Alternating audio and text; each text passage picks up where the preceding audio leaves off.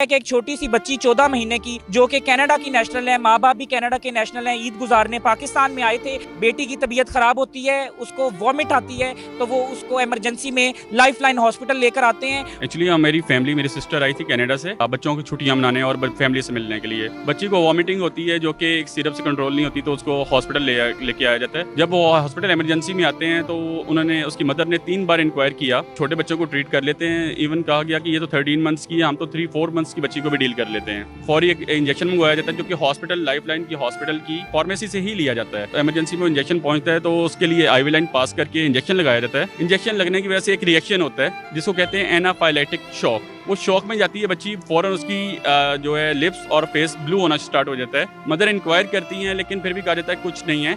मैंने स्क्रीम किया, मैंने कहा मेरी बच्ची को कुछ हो रहा है, मेरी गोद में थी, मैंने कहा वो सांस नहीं ले रही, वो ब्लू हो गई है। डॉक्टर अपनी चेयर पे बैठा रहा, कहते हैं कुछ नहीं अभी हो जाता है। नर्स डर के पीछे होगी, मैंने कहा इंजेक्शन निकालो, मेरी बच्ची को इंजेक्शन नहीं लगाओ, वो ब्रीथ नहीं कर रही। डॉक्टर उठा, उसने देखा, वो रूम से बाहर चला गया और मेरी बच्ची की ना सांस आ रही थी जब मैं इस हॉस्पिटल से निकली, ना उसका हार्ट बीट हो रहा था। अस्सलाम वालेकुम नाज़रीन, मैं हूं आपका मेज़बान हारिस खोखर, वॉइस ऑफ पंजाब से। मैं इस वक्त मौजूद हूं लाइफलाइन हॉस्पिटल के बाहर और इधर मैंने जो है वो एक एहतजाज होते हुए देखा, तो फिर हमें यहाँ पर आना पड़ा और यहाँ पे बहुत सारे लवाहिकीन मौजूद हैं। उनका कहना यह है कि एक छोटी सी बच्ची 14 महीने की जो कि कनाडा की नेशनल है, माँ बाप भी कनाडा के नेशनल हैं, ईद गुजारने पाकिस्तान में आए थे और बेटी की तबीयत ख़राब होती है, उसको वॉमिट आती है, तो वो उसको इमरजेंसी में लाइफलाइन हॉस्पिटल लेकर आते हैं और यहाँ पर जो है उसको एक इंजेक्शन लगाया जाता है। उसके बाद जो है बेटी का सांस उखड़ता है, तो उनकी वालदा जो है वो डॉक्टर को कहती हैं कि इसको चेक करें, इसका सांस उखड़ा है। तो डॉक्टर स्टेथोस्कोप लगाते हैं बकौल इनके और वो कहते हैं कि ये बिल्कुल ठीक है और उसके कुछ ही मिनटों बाद जो है उनकी बेटी का इंतकाल हो जाता है। और मेरे साथ एक डॉक्टर भी मौजूद हैं जो कि म्यू हॉस्पिटल के डॉक्टर्स हैं और ऑन ड्यूटी हैं और इन्होंने इनसे बात करेंगे कि कौन सी नेग्लिजेंसी हुई जिसकी वजह से छोटी सी बच्ची की मौत वाक़या होगी, कौन सी सर्विसेज जो हैं, कौन से जो है मशीनरी इनके पास नहीं मौजूद मेडिकल की, जिसकी वजह से जो है छोटी बच्ची जो कि 14 माह की है उसकी मौत वाक़या हो जाती है। अस्सलाम वालेकुम। अस्सलाम वालेकुम, मेरा नाम डॉक्टर जहांगीर है। मैं ऑर्थोपेडिक पीजीआर हूँ, रेजिडेंट हूँ म्यो हॉस्पिटल में।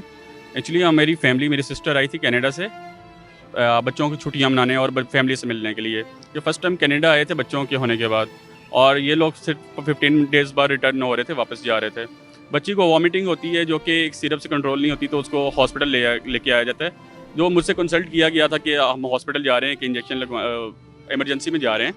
जब वो हॉस्पिटल इमरजेंसी में आते हैं तो उन्होंने, उसकी मदर ने 3 बार इंक्वायर किया कि क्या आप छोटे बच्चों को ट्रीट कर लेते हैं। इवन कहा गया कि ये तो 13 मंथ्स की है, हम तो 3-4 मंथ्स की बच्ची को भी डील कर लेते हैं।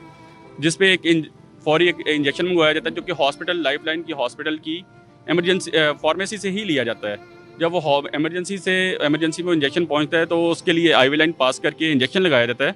इंजेक्शन लगने की वजह से एक रिएक्शन होता है जिसको कहते हैं एनाफाइलेटिक शॉक। वो शॉक में जाती है बच्ची, फ़ौरन उसकी जो है लिप्स और फेस ब्लू होना स्टार्ट हो जाता है। मदर इंक्वायर करती हैं लेकिन फिर भी कहा जाता है कुछ नहीं है। बाकी का इंजेक्शन भी जो है इन्फ्यूज़ कर दिया जाता है। फ्यू सेकंड्स बाद उसकी हार्ट बीट स्टॉप हो जाती है, जिसपे मदर खुद उसकी जो बच्ची की हैं, डॉक्टर हैं, एमडी हैं यूएसए से, वो इंक्वायर करती हैं कि इसकी हार्ट बीट स्टॉप हो चुकी हुई है, कुछ करो। जिसपे डॉक्टर और स्टाफ दोनों जो उनसे हैं इमरजेंसी छोड़ के बाहर चल जाते हैं और पैनिक हो जाते हैं। उनको पता ही नहीं होता है रिससिटेट कैसे करना है, इसको रिवर्स कैसे करना है। रिएक्शन तो हो गया है, शॉक में चली गई बच्ची और वो पकड़ के खुद डॉक्टर को अंदर लेके आती हैं कि इसका कुछ करें, जिसपे कुछ भी नहीं किया जाता। एक इसका रिवर्सल इंजेक्शन था, वो भी नहीं लगाया जाता और रिससिटेशन ट्रॉली जिससे रिससिटेट किया जाता है वो भी इमरजेंसी में अवेलेबल नहीं थी। लिटरली हमारे पास जब पेशेंट्स आते हैं तो हम उनसे पूछते हैं कि हम रिससिटेट करें, क्योंकि उन्होंने किसी किस्म की हिस्ट्री भी नहीं ली?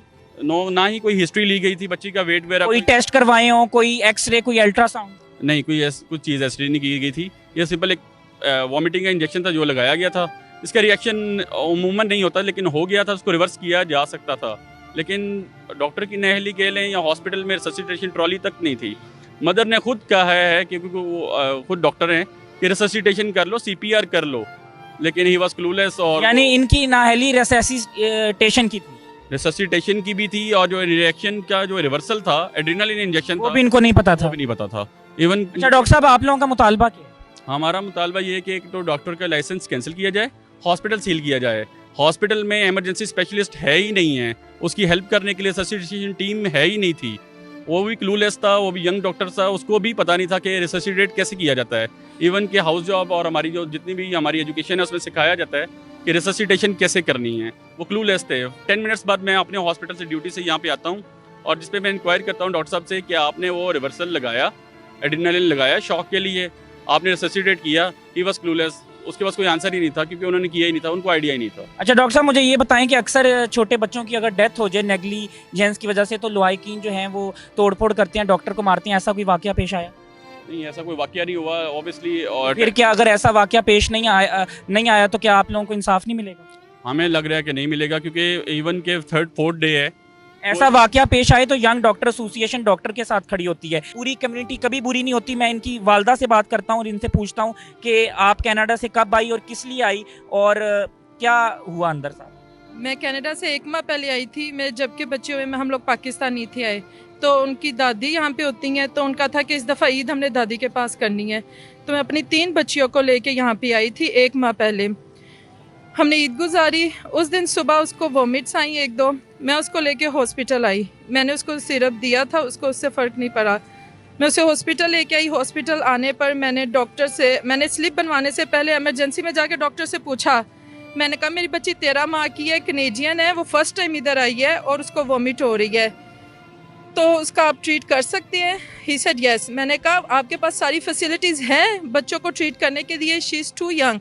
उन्होंने कहा मैं तो डेली बेसिस पे बहुत सारे बच्चों को चेक करता हूँ, 2-3 माह के बच्चों को चेक करता हूँ, इट्स ओके फॉर मी। मैं उसको फिर मैंने स्लिप बनवाई। मेरे साथ मेरी सिस्टर थी, उनके चाचू थे, मैं उनको अंदर लेके गई। उन्होंने उसको बरनोला लगाया। फिर नर्स को उन्होंने कहा कि इंजेक्शन लगाओ।